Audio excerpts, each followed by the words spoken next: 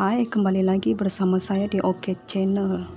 Kisah yang saya nak sampaikan pada kali ini ialah pantai paling menyeramkan di Malaysia.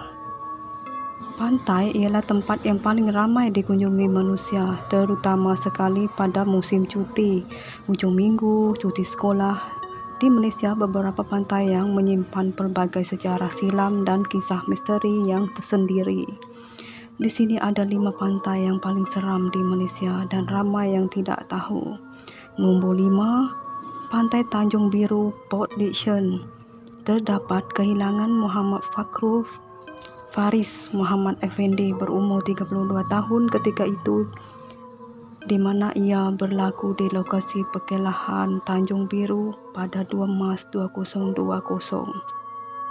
Kisah ini bermula pada 1 Mac 2020 Ahad, di mana Muhammad Fakrul bersama adiknya Dila dan rakannya Aziz pergi berkelak di pantai Tanjung Biru di Port Dickson.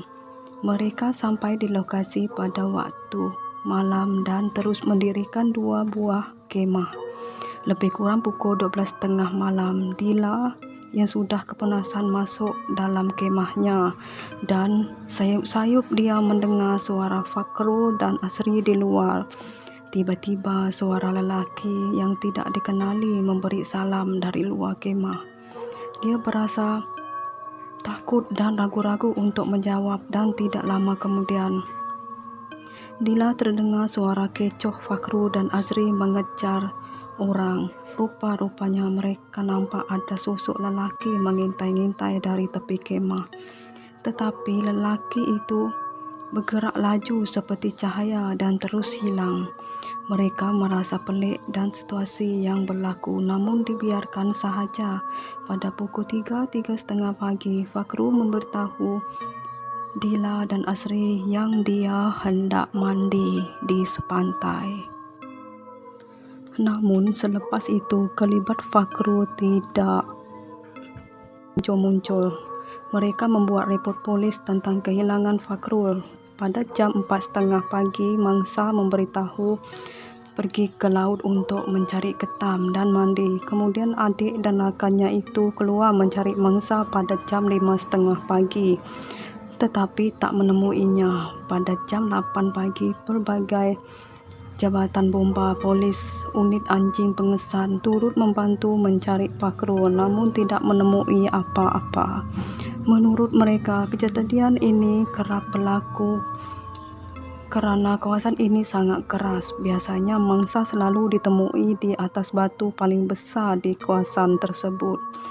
Pada hari keempat, Fakrul telah ditemui pada jam 12:42 tengah malam.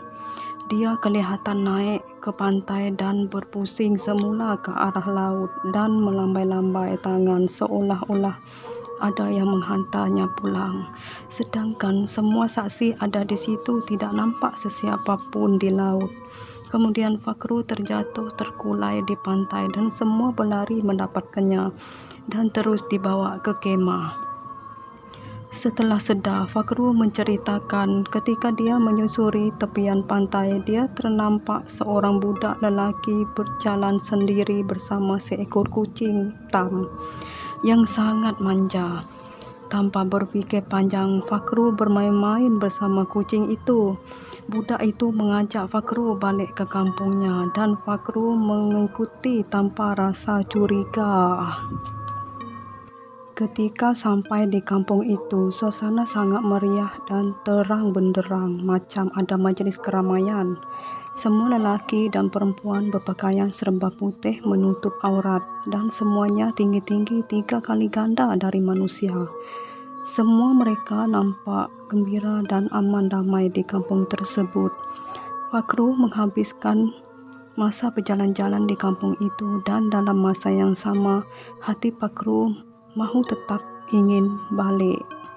Ketua kampung di situ juga menawarkan segala kemewahan supaya Fakrul menetap di situ. Namun Fakrul menolak dengan baik kerana dia teringat tanggungjawab kepada adik-beradiknya di rumah.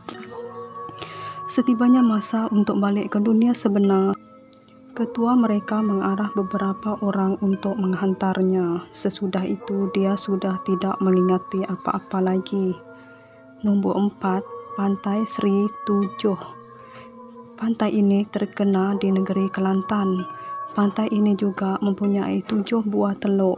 Pantai Sri Tujuh ini terletak berhampiran stesen penggalan kubur dan stesen kereta api Tumpat. Terdapat banyak aktiviti di pantai ini kerana tempatnya sangat cantik. Namun di sebalik keindahan pantai ini menyimpan berbagai kisah misteri.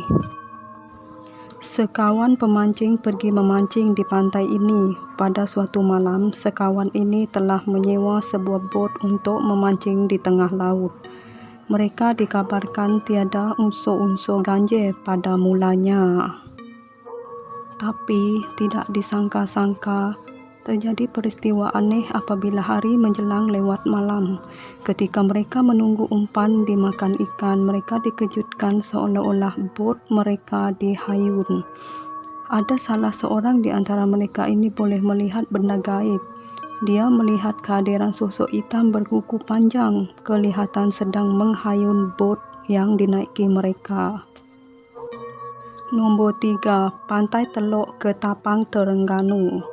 Pantai ini 10 km dari bandar Terengganu. Pantai Teluk Ketapang ini terkenal dengan penduduk Terengganu dengan kisah-kisah misteri. Menurut perkongsian bernama Mutalib, seorang usahawan bekeri di Terengganu. Kisah bermula apabila Mutalib perlu pulang lewat ke rumahnya kerana menguruskan bekerinya. Dan sewaktu berjalan pulang melalui jalan pantai Teluk Ketapang yang ditemani hutan-hutan, tiba-tiba terlihat seorang pakcik di bahu jalan yang sedang membaiki rantai basikalnya. Mutalib pun berhenti untuk membantu pakcik tua itu dalam keadaan kegelapan dan hanya ditemani lampu motorsikalnya. Selepas sahaja selesai dalam perjalanan ke motornya, Mutalib terkejut mendengar namanya dipanggil. Mutalib! Datang dari arah pakcik itu.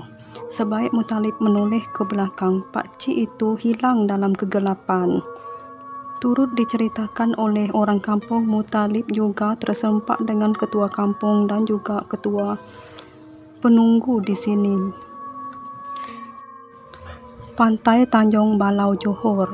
Kemasukan pendatang asing ke negara ini, khususnya jalan laut, telah bertukar menjadi tragedi apabila kejadian bulan Disember telah meragut 10 nyawa daripada 60 orang parti yang memasuki negara ini.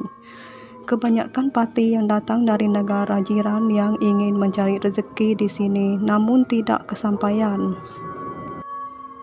Apabila bot yang mereka naiki karam sebelum tiba mendarat di pantai Tanjung Balau, Kota Tinggi. Selain itu, pada Disember 2022, seorang remaja perempuan berumur 13 tahun juga telah dilaporkan lemas di pantai Tanjung Balau, Johor dan tersangkut di batuan ketika ditemui di lokasi penemuan. Pada tahun 2019, sebuah keluarga di mana anaknya seperti ditarik oleh sesuatu. Dia dan isteri beserta 3 orang anak beriadah di pantai itu pada pukul 12.30 tengah hari. Tiba-tiba salah seorang anaknya berlari-lari ke arahnya memberitahu adiknya Ain seperti ditarik di celah-celah batu. Ain dikatakan telah hilang. 11 anggota bomba telah mencari dan pada keesokan harinya mayat dia dijumpai oleh orang awam. Nombor 1, Pantai Kelebang, Melaka. Pantai ini terkenal dengan keindahan pasir putihnya dengan keindahan ketika hari mula terbenam. Bukan itu saja, pelbagai aktiviti yang boleh dilakukan di pantai ini. Selain keindahan yang ada di pantai ini, dikabarkan tempat ini juga terkenal dengan kisah bunian yang dikatakan menetap di sekeliling pantai ini. Beberapa kisah misteri yang terjadi di Pantai Kelebang yang terjadi perbualan hingga ke hari ini. salah satu perkongsian juru foto dan kawannya ketika melakukan photoshoot di pantai ini. Sebelum kejadian, mereka diingatkan meninggalkan tempat itu sebelum maghrib karena ia pantang larang penduduk di situ. Kemudian sesi penggambaran mereka ditangguhkan sehingga waktu malam. Di akhir penggambaran mereka dikejutkan oleh image ganjil yang tiba muncul di dalam satu gambar mereka. Satu bayangan hitam susuk tubuh seperti berdiri di belakang pengantin. Melihat hal itu, mereka menganggap ia satu petanda buruk. Mereka mengambil keputusan untuk pulang. Perjalanan untuk ke pantai itu mengambil masa 15 menit, tetapi ketika mereka mencari jalan pulang, jalan mereka seperti jalan yang tiada penghujung. Namun selepas 1 jam, mereka berjaya keluar dari tempat itu dan bantuan dari doa yang dibaca oleh mereka. Terdapat beberapa pendapat bayangan itu adalah bunian yang menetap di situ. Oke, kurang itu saja yang dapat saya kongsikan untuk kali ini. Jangan lupa like, komen, subscribe untuk support channel saya. Bye bye.